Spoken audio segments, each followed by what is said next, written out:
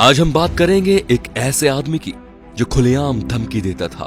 एक ऐसा आदमी जो कि मुंबई को देश की राजधानी बनाना चाहता था।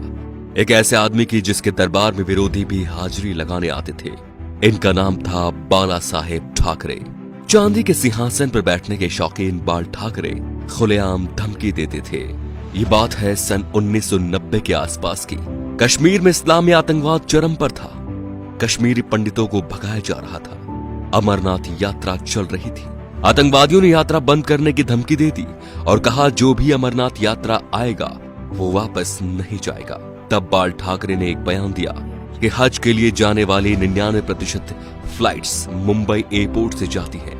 देखते हैं यहां से कोई यात्रा मक्का मदीना कैसी जाती है। अगले दिन ही अमरनाथ यात्रा शुरू हो गई। सन 1992 में बाबरी मस्जिद ढहा दी गई तो बाल ठाकरे आपकी अदालत शो में आए हुए थे। जब उनसे कहा गया कि सुना है ये काम शिव सैनिकों ने किया है, तो वे बोले यदि ये काम शिव सैनिकों ने किया है तो ये गर्व की बात है। बाल ठाकरे का बचपन का नाम था बाल केशव ठाकरे, जो वक्त के साथ साथ बाला साहेब ठाकरे बन गया। 1980 के दशक में बाला साहेब ठाकरे ने मुसलमानों के बारे में कहा कि ये कैंसर की तरह फैल रहे हैं और देश को इनसे बचना चाहिए। 1950 के आसपास टाइम्स ऑफ इंडिया के संडे एडिशन में इन्हीं के कार्टून छपते थे। इन्होंने 1960 में ये नौकरी छोड़ दी थी। बाल ठाकरे को हिंदू हृदय सम्राट कहा जाता था। उनका मोदी की तरह बिना देखे भाषण देना लोगों के मन को भा गया। उन्हें सुनने के लिए लाखों की भीड़ एकजुट हो गई थी। बाल ठाकरे जब किसी का विरोध करते थे तो दुश्मनों की तरह, और जब तारीफ करते थे तो ऐसे कि जैसे उनसे बड़ा कोई मित्र नहीं।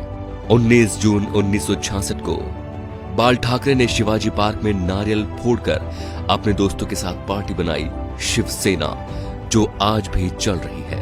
बाल ठाकरे की एक खास बात थी कि वो कभी किसी से मिलने नहीं गए।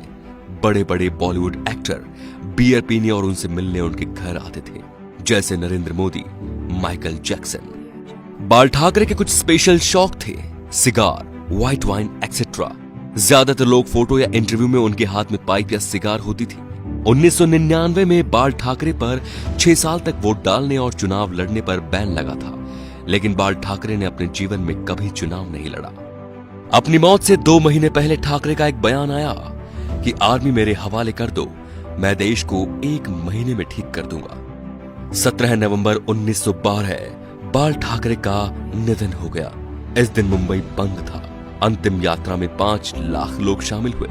थोड़ी थोड़ी देर बाद एक आवाज उठती है, बाला साहेब। लाखों लोग चिल्लाते रहे, अमर रहे। बाल ठाकरे ना तो मुख्यमंत्री थे और न सांसद, फिर भी उन्हें मरने के बाद 21 तोपों की सलामी दी गई, जो राष्ट्रपति प्रधानमंत्री को मिलती है। ये रुतबा था बाला साहेब ठाकरे का।